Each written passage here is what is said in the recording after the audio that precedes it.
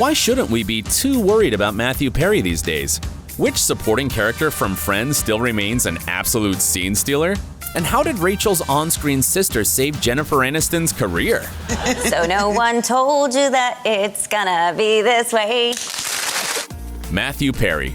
Shortly after the release of the trailer for the much-anticipated Friends reunion, fans took to Twitter to discuss Matthew's slurred speech in the video. It seems like time hasn't been kind to him at all.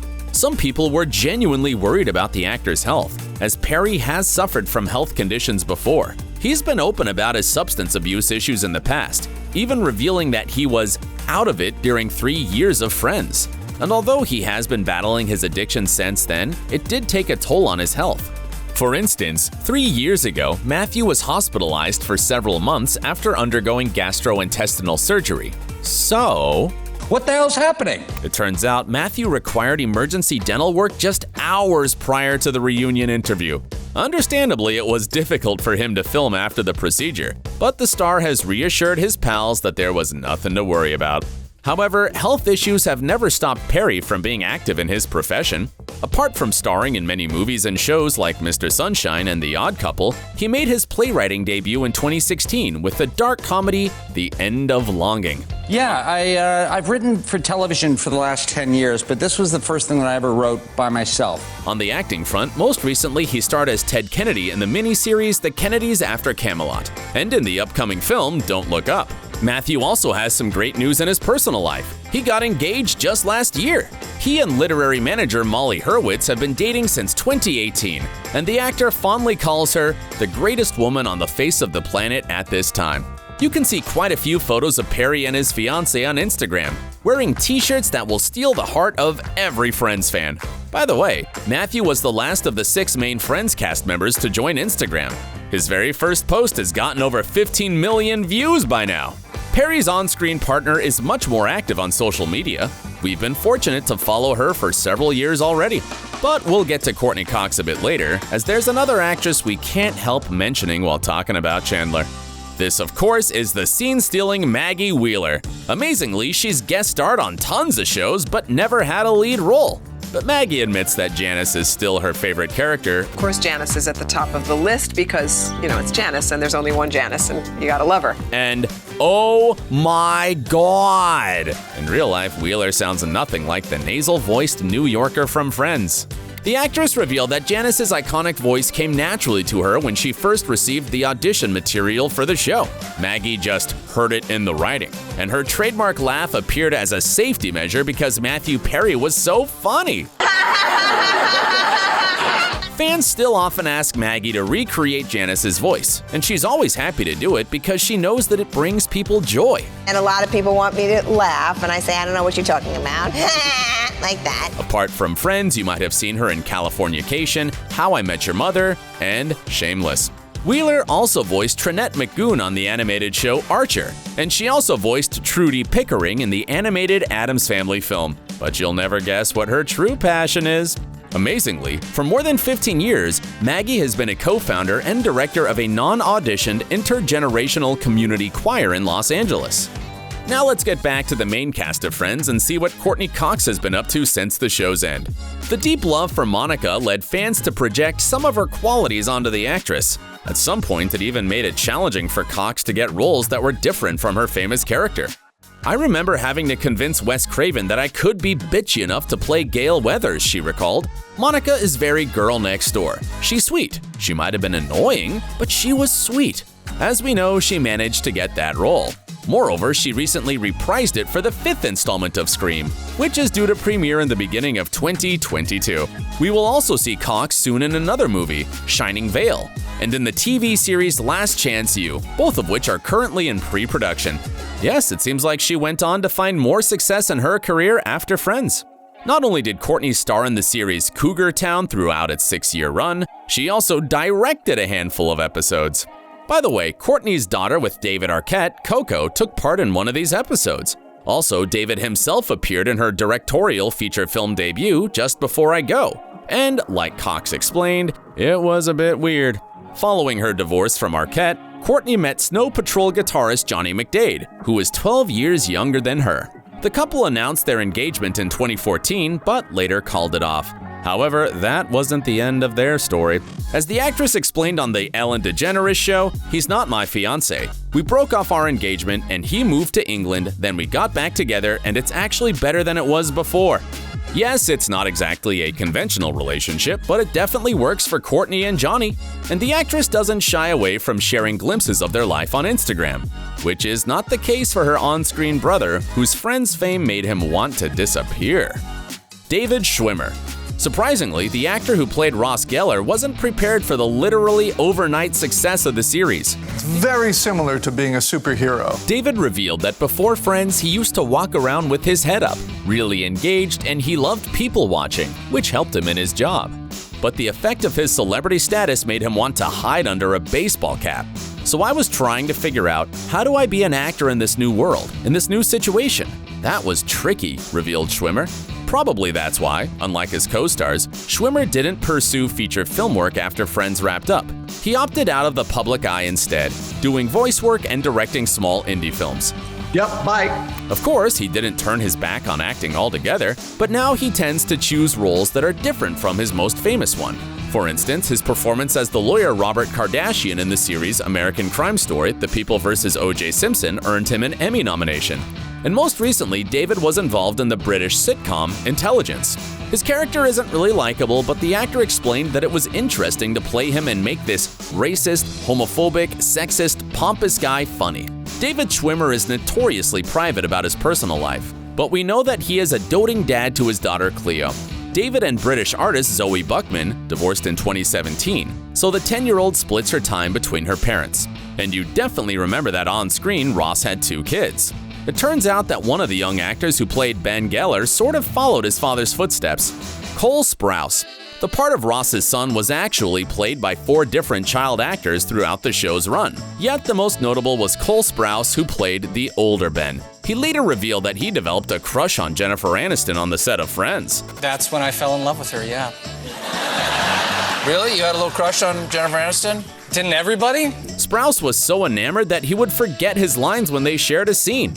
After Friends, he went on to have a successful career, going on to star in The Sweet Life of Zack and Cody and its spin-off series. But then Cole decided to take a break from acting and studied archaeology at New York University. He graduated in 2015 and made his return on screen, landing the role of Jughead Jones on Riverdale. By the way, the twins who played Ross and Rachel's baby Emma in the 9th and 10th seasons turned 19 this year. The girls have also dabbled in other screen work since Friends. Most recently, they took part in the horror film Us alongside Lupita Nyong'o and Elizabeth Moss. Well, being a part of such a hugely popular show like Friends influenced everyone involved. James Michael Tyler. His character immediately became a fan favorite, and Gunther still remains Tyler's most memorable performance, as he basically stepped away from acting afterwards. Nowadays, the actor doesn't look much like Gunther, but that doesn't mean that he is totally unrecognizable by the fans. Often had people saying, "Hey Gunther, make me a coffee." By the way, the actor had to bleach his hair for the role every 2 weeks for 10 years. But Tyler says it was totally worth it, as the chemistry on set was almost indescribable. No wonder he's happy to appear in the Friends reunion special. Another fan favorite supporting character was Monica's boyfriend, Richard, played by Tom Selleck. The veteran actor was famous and loved before Friends thanks to being the lead actor in the original Magnum P.I. series. Throughout his career, Tom has appeared in almost 100 films and shows. Since 2010, he has played Commissioner and family patriarch Frank Reagan on the crime drama Blue Bloods. And he's still as charming as he was in his younger days. His co-star Bridget Moynihan even revealed that he would totally be her man crush if she were a bit older. No! I know! Despite his fame, Selleck tries to keep his private life low-key. He has settled outside Hollywood on a massive ranch in California, where he lives with his wife, Jilly Mack, and daughter, Hannah. Tom rarely takes part in events like the Friends reunion special, so fans were thrilled to see him. However, they were disappointed by the absence of Phoebe's on-screen husband. It is yet unclear why exactly Paul Rudd didn't take part in the reunion. What is for sure is that he now has a lot on his plate. He stars in the movie Ant-Man and the Wasp: Quantumania, which is currently filming. Paul also recently took part in Ghostbusters Afterlife, which is set to be released in 2021, and a miniseries, The Shrink Next Door. But Rudd is definitely not the only celebrity guest star who didn't show up this time. Neither did Bruce Willis, Brad Pitt, or Ben Stiller, just to name a few. Although there are rumors that it was Jennifer Aniston's ex who encouraged the actress to take part in the Friends get-together. More on that later. And now let's review what Lisa Kudrow has been up to recently. Did you know that at the time Phoebe Buffay was carrying triplets, the actress who portrayed her was pregnant in real life? Her now 23-year-old son Julian graduated from university this year, and Kudrow marked the special occasion with a sweet Instagram tribute. Also, Lisa revealed that her son came to support her at the taping of the reunion episode. And afterward, he came up to me and he just said, I don't know if this is awkward or inappropriate. Can I say that I'm really proud of you? Oh. This emotional moment added to the excitement of being together with her co-stars again. Although this wasn't the only time Kudrow reunited with some of them on screen. Nearly all of them guest starred in her project, Web Therapy, which got nominated for a Primetime Emmy. The actress got another Emmy nomination for her role in the series The Comeback, and continues refining her already packed resume, which includes roles in movies and shows like Grace and Frankie, Space Force, Feel Good, and many more. Lisa also recently provided her voice to the character of the animated comedy series Housebroken. And while Lisa is very busy, Matt LeBlanc is currently on a hiatus from acting. After Friends wrapped up, he landed a spin-off series called Joey, which ended after 2 seasons. But his next show, Episodes, lasted for 6 years and earned him a Golden Globe win for Best Performance. Later, LeBlanc co-hosted the British show Top Gear and, most recently, played the lead role in the sitcom Man with a Plan that was canceled in 2020. By the way, Matt still can't escape Joey's most infamous catchphrase. I do have one slight request from you, though. What's that? So would you be able to ask me how I'm doing? Sometimes it surprises the actor very much, like what happened several years ago when he was shooting an episode of Top Gear in the Atlas Mountains in Morocco. These people were wearing robes and they live in caves and stuff, recalled LeBlanc. They called me Joey and said, "How you doing?" in a really butchered accent. It was like, oh, wow, didn't see that one coming. And that is very different from his daughter Marina's reaction. She wasn't always impressed with her dad's show. Well, Lisa Kudrow would say that that's a normal reaction from a teenager, as she experienced the same thing with her own son when he was younger. Anyway, Matt LeBlanc admitted that he would forgive his little girl literally everything, even if she crashed his Ferrari. Jennifer Aniston. And now finally, we're going to talk about the actress who portrayed arguably the most important character on Friends. After all, the story started with Rachel joining the group and ended with her finding her happily ever after. Jennifer became famous even more quickly than her co-stars, and by the end of the series, her schedule got so packed that she even considered quitting the show after the 9th season. Fortunately, that didn't happen. Since then, Aniston has come a long way to becoming a multifaceted actress who can pull off various roles.